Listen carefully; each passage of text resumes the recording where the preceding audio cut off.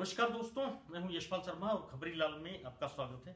जैसा कि आप जानते हैं, कल हमने भारतीय जनता पार्टी के प्रत्याशी डॉक्टर कृष्ण मिड्ढा की जो उपचुनाव जींद में जीत हुई है उस पर कुछ विश्लेषण किया था। जैसा कि हमारी टीम खबरी लाल को एक तरह से धरातल की जो राजनीति है हरियाणा प्रदेश की, उसमें हम लगे हुए हैं और जो हमें समीकरण मिलते हैं हम आप लोगों से शेयर करते हैं। तो इसी कड़ी में मैं आज चर्चा करूंगा इनेलो प्रत्याशी उम्मेद सिंह रेढ़ू की हार, क्योंकि यह हार कोई मामूली हार नहीं है, क्योंकि यह सीट इनेलो की थी। इनेलो के प्रत्याशी 2009 में डॉक्टर हरिचंद मिड्ढा और 2014 में भी डॉक्टर हरिचंद मिड्ढा 2 बार लगातार चुनाव वहां से इनेलो के टिकट पर ही जीते थे। तो इसीलिए यह सीट इनेलो के लिए बहुत खास थी। अब चर्चा जो राजनीतिक गलियारों में है, जो जींद उपचुनाव ने समीकरण लोगों के सामने रखे हैं, पूरे प्रदेश के सामने रखे हैं, उन पर अगर देखें तो इनेलो पार्टी एकदम धरातल पर नजर आ रही है। कुछ भी उसके साथ अच्छा नजर नहीं आ रहा है। सबसे पहले मैं बात करूंगा कि जब 5 निगमों के चुनाव हुए तो उसमें बहुत सारे कयास लगाए जा रहे थे कि मनोहर लाल खट्टर सरकार की उल्टी गिनती शुरू हो गई है। लेकिन लोगों ने, हरियाणा प्रदेश के उन लोगों ने जो अपने आप में अपनी बात को अब अपने अंदर रखते हैं, सड़कों पर नारेबाजी या रैलियों में नारेबाजी या अन्य तरीकों से प्रदर्शित नहीं करते अपनी भावनाओं को, वो ईवीएम में बंद करते हैं, यह उन्होंने स्पष्ट संदेश दे दिया था। मनोहर लाल खट्टर सरकार का कितना पॉजिटिव इस प्रदेश में एक तरह से हवा चल रही है, उसका पहला प्रमाण 5 नगर निगमों में उनकी बड़ी जीत ने दिया था। रही सही कसर जींद उपचुनाव में उनके प्रत्याशी डॉक्टर कृष्ण मिड्ढा ने जीतकर यह साबित कर दिया कि अब मनोहर सरकार मजबूती से हरियाणा प्रदेश में अपने पैर जमा चुकी है। मैं अपने अगर मुद्दे पर आऊं तो इनेलो की जो बड़ी हार हुई है, कहां 31,000 से डॉक्टर मिड्ढा जीते थे और कहां उनको 3,000 वोट मिलते हैं, बहुत बड़ा अंतर आ गया है। आखिर यह वोट बैंक कहां गया, ये एक सोचने का थोड़ा सा हमारा आज एक मुद्दा है। जो समीकरण हमने इकट्ठे किए हैं उनके तहत हम कुछ बात करेंगे। सबसे पहली बात है कि एक पर्दे के पीछे आवाज चल रही है कि आय से अधिक संपत्ति के जो मामला अभय सिंह चौटाला पर चल रहा है, उसके डर से भारतीय जनता पार्टी को उन्होंने वोट दिलवाए हैं।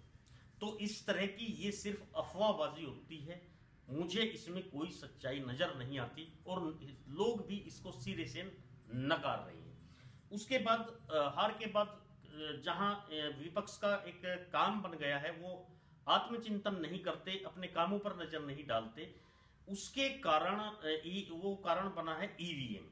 ईवीएम पर दोष लगाना भी एक सभी हारने वालों की नियति बन गई है।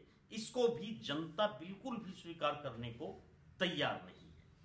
अब हम बात करें इनेलो के पिछले 1 साल के काम की, तो उसमें यह बात बिल्कुल स्पष्ट आपने देखा होगा कि वो सरकार के काम पर या सरकार की कमियों को मजबूती से पकड़ ही नहीं रहे हैं, बल्कि सिर्फ एक मर्त समान मुद्दा जो एसवाईएल का है, इनेलो सिर्फ उस पर लगी रही। जो किसानों की समस्याएं हैं, जो युवाओं की समस्याएं हैं, उनमें पर उन्होंने कोई पकड़ नहीं बनाई। शायद यह फेलियर का एक बहुत बड़ा कारण है। इसके बाद एक बड़ा सीधा सा आपने फंडा देखा होगा कि जनता ने एक मैसेज दिया है कि अब वो अभय सिंह की बजाय दुष्यंत चौटाला, दिग्विजय चौटाला, अभय सिंह चौटाला, नैना चौटाला और जननायक जनता पार्टी, इन पर ज्यादा विश्वास व्यक्त किया है, क्योंकि वही वोट इधर काफी बड़ी मात्रा में कन्वर्ट हुआ है। तो यह भी एक सोचने का विषय है, क्या यह पूरे प्रदेश में होने जा रहा है? क्योंकि जितने भी इनेलो के लोगों से, कार्यकर्ताओं से हमारी बात हुई है, उन सब ने भी यह स्वीकार किया है कि इनेलो का वोट कहीं न कहीं सुदृढ़ता के साथ जेजेपी के साथ गया है और यह आगे सिलसिला अब चलता रहेगा, क्योंकि ज्यादातर कार्यकर्ताओं ने जेजेपी में जाने का मूड बना लिया है।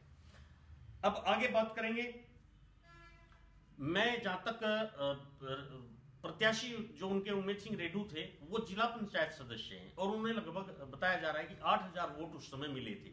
उनके भी जो पर्सनल 5,000 वोट थे या 6,000 वोट उनसे कहेंगे, क्योंकि उनके गांव में भी एक अच्छा वोट मिलने की उम्मीद थी, वो भी गए हैं। तो कहीं ना कहीं प्रत्याशी भी इस संदेह के दायरे में आ जाता है और स्पष्ट हो जाता है कि कहीं ना कहीं लोगों का रुझान इनेलो से हटकर जेजेपी की तरफ हो गया है। अब बात करते हैं, एक बीच में जो दो चीजें और इनेलो की तरफ से बड़ी मतलब हल्की साबित हुई। नंबर एक, चौधरी ओम प्रकाश चौटाला जी का वायरल वीडियो, स्नेहलता जी चौटाला का वायरल वीडियो, उनमें भी कहीं न कहीं अभय सिंह को बैकफुट पर जाना पड़ा। उन वीडियो के का भी एक तरह से जेजेपी को लाभ मिला।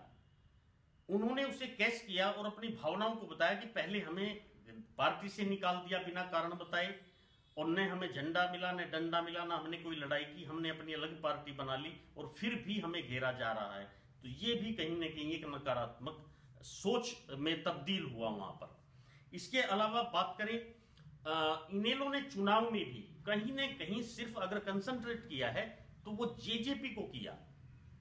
अपने परिवार के मुद्दे को आज भी अलग होने के बाद भी हवा दी गई, उसे उछाला गया पब्लिक के बीच में, नहीं कि अपनी पार्टी को संभाला गया।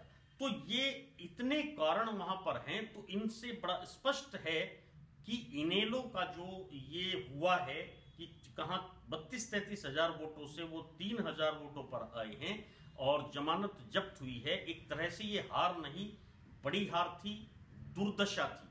तो इस दुर्दशा से निकलने के लिए इनेलो को, अभय सिंह चौटाला को अब क्या रणनीति बनानी है, यह भविष्य के गर्भ में रहेगा, जो धीरे धीरे सभी के सामने आएगा।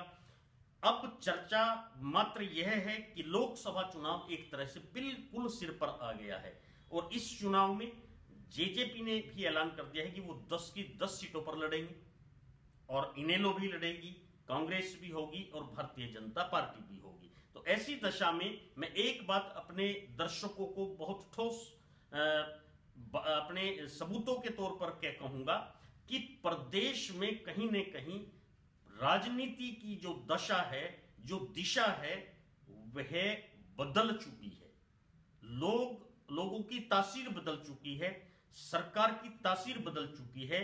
लोगों का जो मत था या अब तक जो रहा था कि हरियाणा जाटों का प्रदेश है, यहां जाटों का राज है या जाटों का राज रहेगा। हालांकि पुराने समय में भी राजनीतिक पीएचडी कहे जाने वाले चौधरी भजन लाल जी ने इसको नकारा है हमेशा और नॉन जाट पब्लिक का नेता बनकर वो रहे हैं। तो ऐसी स्थिति में अब मनोहर लाल खट्टर कहीं न कहीं इस प्रदेश की राजनीति की आबो हवा को, दशा को, दिशा को बदल चुके हैं, जिसके लिए अगर कांग्रेस को, इनेलो को, जेजेपी को अगर कहीं संघर्ष करके उनके सामने आना है, लोकसभा में टक्कर देनी है या विधानसभा में टक्कर देनी है, तो बहुत कुछ करना पड़ेगा, बहुत सारी प्लानिंग करनी पड़ेगी, अपने विचारों को बदलना पड़ेगा, अपनी नीति नीयत को बदलना पड़ेगा। तब जाकर के हरियाणा में मनोहर लाल खट्टर सरकार को टक्कर दी जा सकती है और लोकसभा चुनाव में मोदी जी की जो लहर थी, इस बार वो कहर ना बन जाए, उससे निजात पानी हो।